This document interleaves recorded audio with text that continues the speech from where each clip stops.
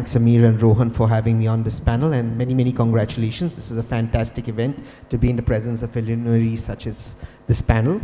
And Mr. Roy, I came in, and apologies for being a little late, but just like there's no ease of doing business, there's no ease of traffic in this city, and you can't even trust Google Maps, so I apologize for that. Let's cut out everything that's been said, because Gopalji and I quite often appeared on television together, and let's look at the reality. We are not an export-driven economy. We never were.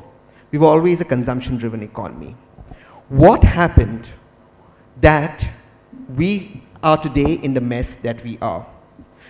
On 8 November at 8 p.m., a genius, 2016, came on television and 8 times said, look, demonetization is the need of the hour. That genius has led to this crisis today. Now you may say, and Gopalji, I quote you verbatim, you used the word dynamic. Cutting your foot is also a dynamic move. Is it a sensible move? Since then, the cycle of recession has started. And you may want to agree or disagree with me under the cloak of some sort of nationalism, but the fact of the matter was demonetization was a ridiculous idea. It's led to no gains. None of the promises made by the Honorable Prime Minister to you, the people of India, and me, the citizen of India, has been fulfilled, and yet that is being called a dynamic move. That's what kick-started this recession. Number one in India. That's what's let consumption down. Now we may talk about all the sectors in the world, auto sector, steel sector. Ma'am spoke about the movers and shakers. The Honorable Finance Minister spoke about the auto sector. 90% of our labor force is in unorganized sector. It's actually 94%, but I'm discounting it to 90%. This government loves discounts. Correct me if I'm wrong, sir. They have been the worst affected. Add to that, you had something called GST. Once again, without thinking this through, this is not one nation, one tax. This is one nation, many tax, and on top of that, in states like Uttar Pradesh, you have cess on cow. You were saying ease of doing business. They have a cess on cow. I'm not kidding you. There's a cess of cow in Uttar Pradesh. No, sir. It's true. There is a cess on cow. In GST, there's a cess on cow. I believe you me. Yes, on cow. There is. One nation, one tax. But they have a say. So, you know, when you talk about transparency, let me keep this very simple in layman language. Nobody is getting their GST returns. This government is not putting out the numbers as to what returns has to be given. It's not even put out the numbers as to what it owes the corporates. Ease of doing business, they market themselves as. This is where the problem is.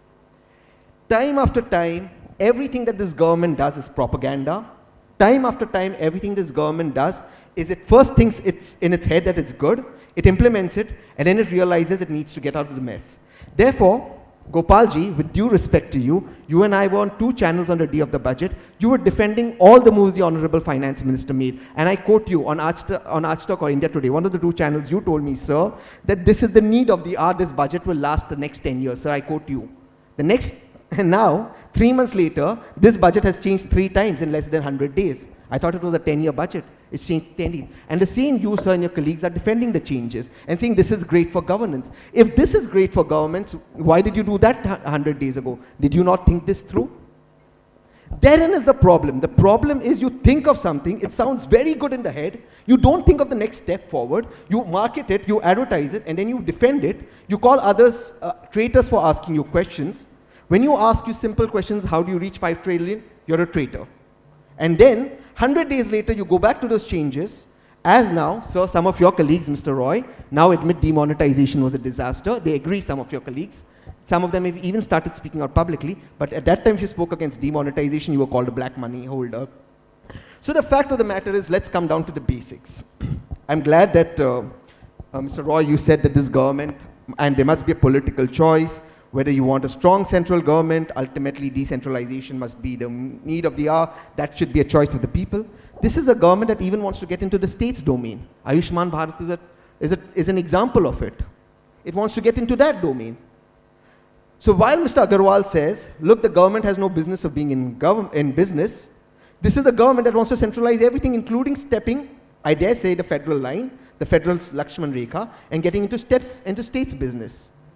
Then how will you have the money to fund your schemes? Lastly, I want to end by asking you a simple question. Whether the fiscal deficit, and I quote you, Mr. Roy, 7.2, 7.5%, whatever number that you said there, and you were ready to challenge the CAG, or it's 8 or 9% as the CAG said. The fact of the matter is anything above 5-6% of a fiscal deficit is a problem for this country.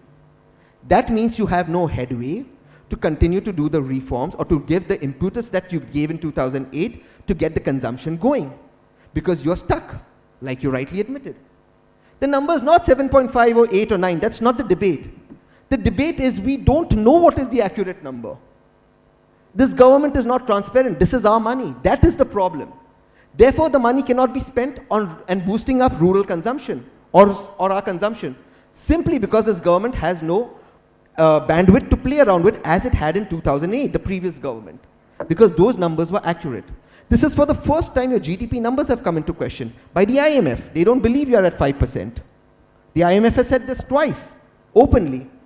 So you don't know your GDP numbers, you don't know your fiscal deficit numbers, your real estate has completely collapsed, which would actually drive consumption, would drive the economy. You have no plans how to do that, and therefore, every one of you all must have heard the Honorable Prime Minister on the Red Fort saying by 2022 I promise housing for all. Has anyone heard of it now? He's given up on that promise.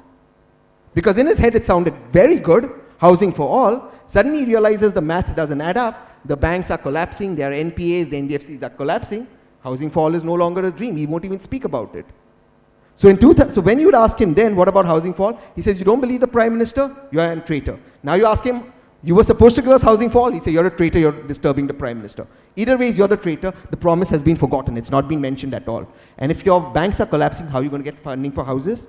And to my last question, at the end of the day, once again, and this is not completely economical, but this is slightly political and bordering on international relations.